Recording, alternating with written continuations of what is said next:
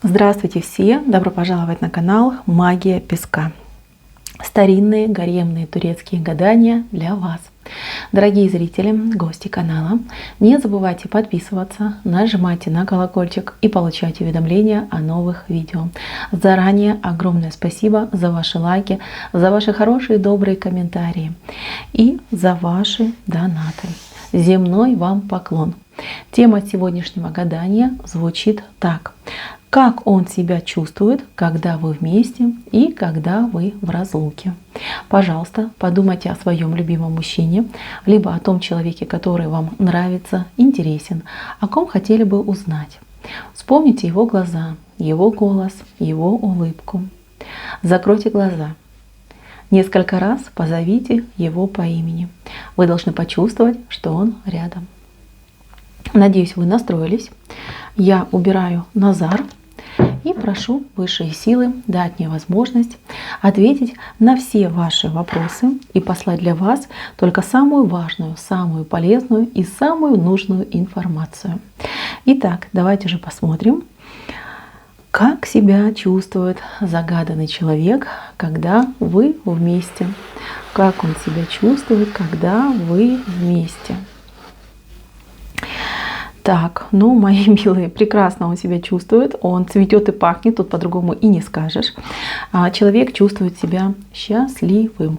Человек чувствует себя и счастливым, и наполненным, и, знаете, вот как будто бы свет, вот у него такой прекрасный, нежный, теплый, яркий свет освещает его жизнь. Крылья за спиной у него вырастают. Знаете, я также могу сказать, что человек иногда ваш загаданный человек, он не проявляется должным образом. То есть сейчас вот я вам говорю, да, но я вижу, что то, что у него в душе, то, какой он есть, не всегда соответствует тому, что он может вам показать.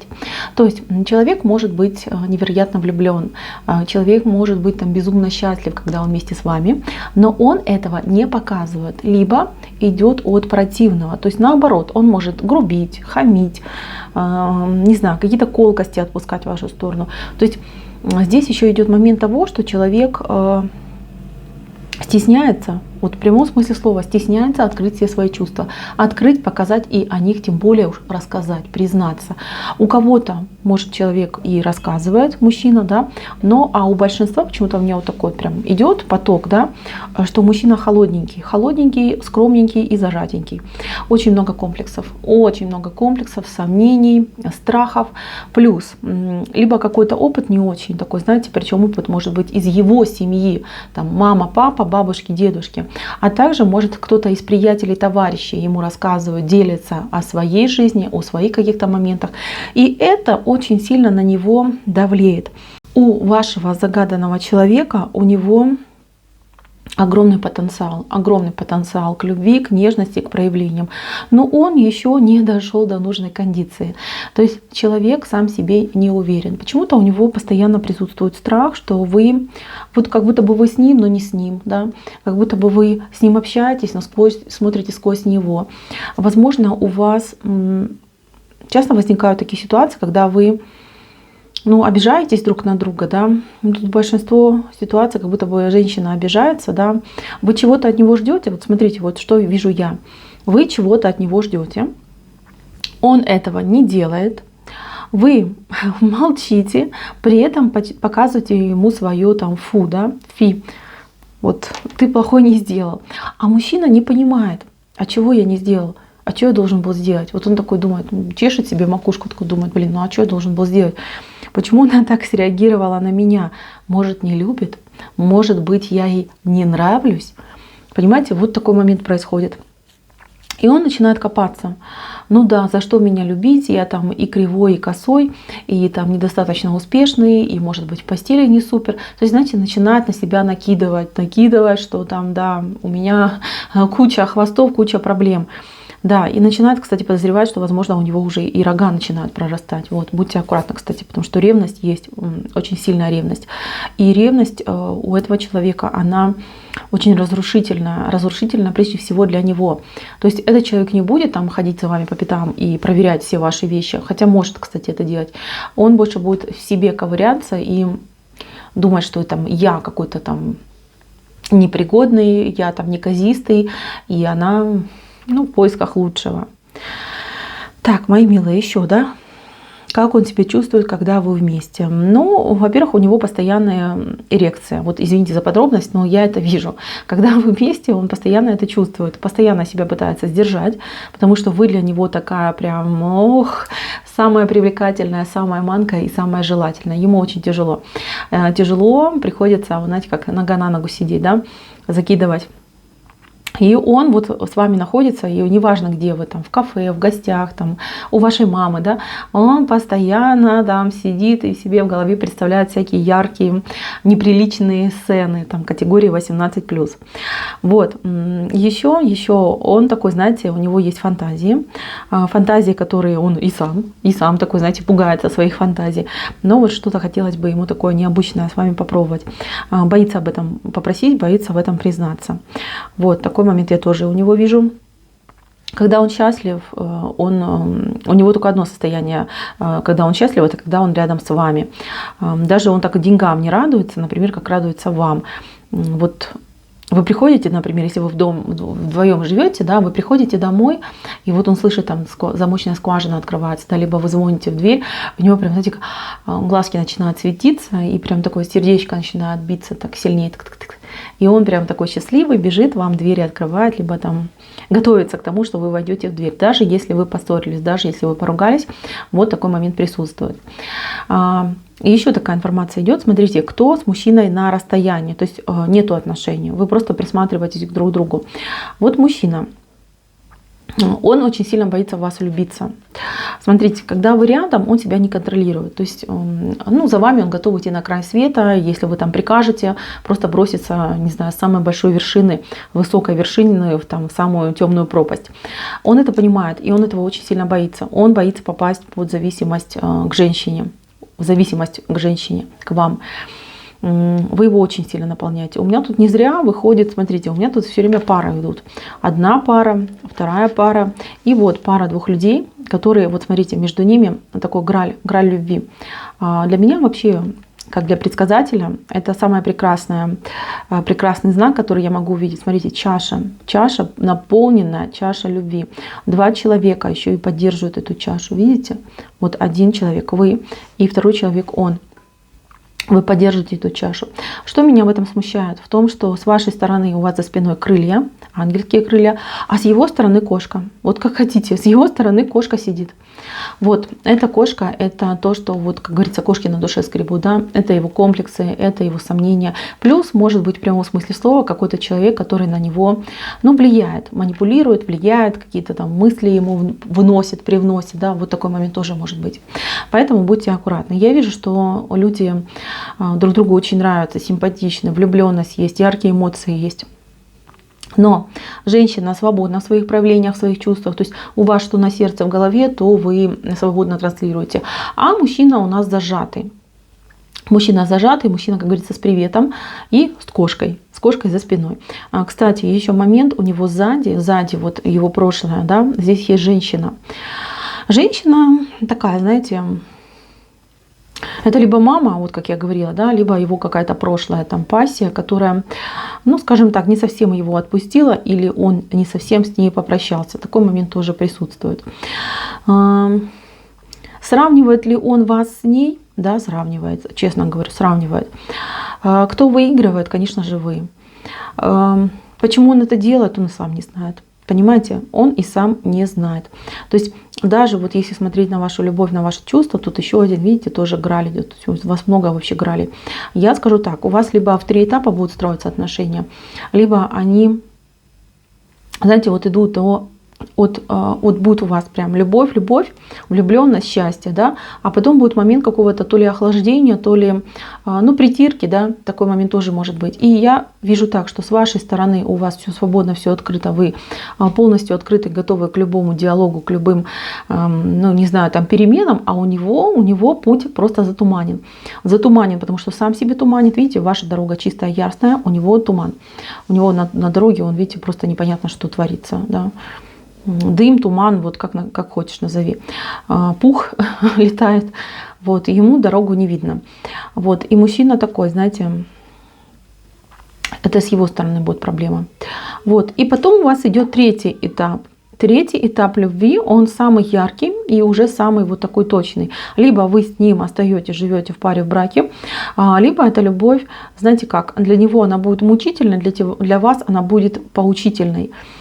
Почему? Потому что все время ваша сторона, она идет более открытая, яркая, ясная и прозрачная. Да? То есть есть еще, кстати, человек вот с вашей стороны, который за вами наблюдает, который в вас тоже влюблен. То есть, как, знаете, как запасной вариантик есть. Может, вы даже понимаете, о ком я говорю. А с его стороны там какие-то колючки и, опять же таки, да, все дороги попутаны, спутаны. И если он вас потеряет, он просто этого, скажем так, не переживет. Он очень долго будет от этого отходить. Так, давайте теперь посмотрим, как он себя чувствует, когда вы в разлуке, когда вы не вместе. Когда вы вместе, все понятно. Там любовь, морковь. Куплю, люблю и полетели. А теперь посмотрим, как в разлуке. Так, как же он чувствует себя, когда вы в разлуке? Когда вы не вместе, когда вы в разлуке? Ну что, сразу видно, одинокая птичка, одинокая раненая птичка чувствует себя пустым, разбитым. Здесь одиночка стоит, видите, здесь одиночка у нас, и здесь у нас одиночка. То есть как бы нету парных картинок, вот вы даже сами, да, девочки, кто смотрит, можете определить, нету парных, вообще нет. Везде у нас одиночки. Мало того, здесь одиночка, которая, знаете, такой одинокий голубь на карнизе за окном. Да, была такая песня в мою молодость. Даже уже, кстати, не вспомню, кто пел. Если помните, напишите. Вот он такой сидит, насупившийся, обиженный на весь мир. Когда вас нет, солнце не греет, солнце не светит. Когда вас нет, еда невкусная, смысла в жизни нет. Все люди мрачные, все люди противные. Когда вас нет, ему незачем жить, ему незачем работать, ему незачем развиваться. То есть, понимаете, когда вас нет, мир теряет быстроту и становится грустным, тусклым и холодным, когда вас нет. Человек уходит глубоко в себя, пытается жить воспоминаниями и мыслями о вас. Когда вас нет и ваш дом пуст, если вы живете вместе, он чувствует себя невероятно холодно, пусто ему в доме. Для него это дом просто какой-то невероятно огромный, даже если вы живете в очень маленькой квартирке. На него давят стены, ему не хватает воздуха. И знаете, вот это больше даже похоже на какое-то психологическое заболевание, да, вот какая-то фатальная зависимость от вас, от женщины, которую люблю. Он это тоже понимает, ему это тоже, кстати, не нравится. Возможно, даже наступит время, когда он попытается, не знаю, как-то справиться с этой зависимостью, да, но не в плане того, чтобы там от вас избавиться, а в плане того, чтобы не быть настолько привязанным. И тут, мои дорогие девочки, внимание. Почему? Потому что есть у него кто-то, советчик, советчица, которые могут ему посоветовать клин клином. Знаете такое, да? Скажут: а что ты так на ней зациклился? А что это ты? Вон куча есть там женщин и прочее, да, попробуй там с другой, с кем-нибудь закрутить, и сразу как рукой снимет. То есть вот такой момент подсказки я вижу, это может быть. Согласится ли ваш мужчина на это или нет, я, понимаете, общий песок, я не могу сказать. Но, скажем так, под допингом, все может быть, да? Если вы знаете, что мужчина ваш не пьющий, то как бы тоже, знаете, там ничего не будет.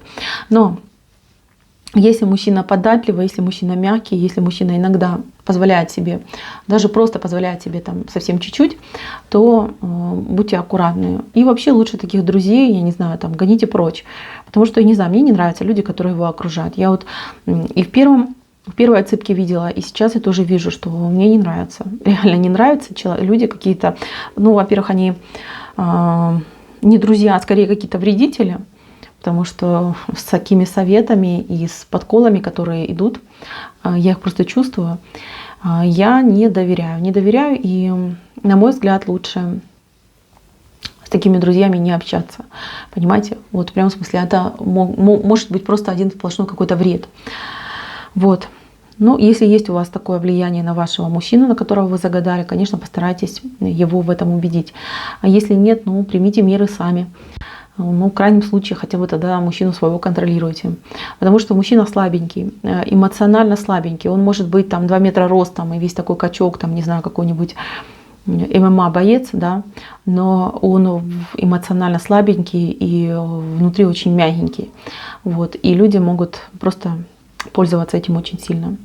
Итак, давайте же подведем итог. Что мужчина чувствует, когда вы в разлуке, когда нет вас рядом? Ему очень плохо, ему очень холодно, ему очень одиноко.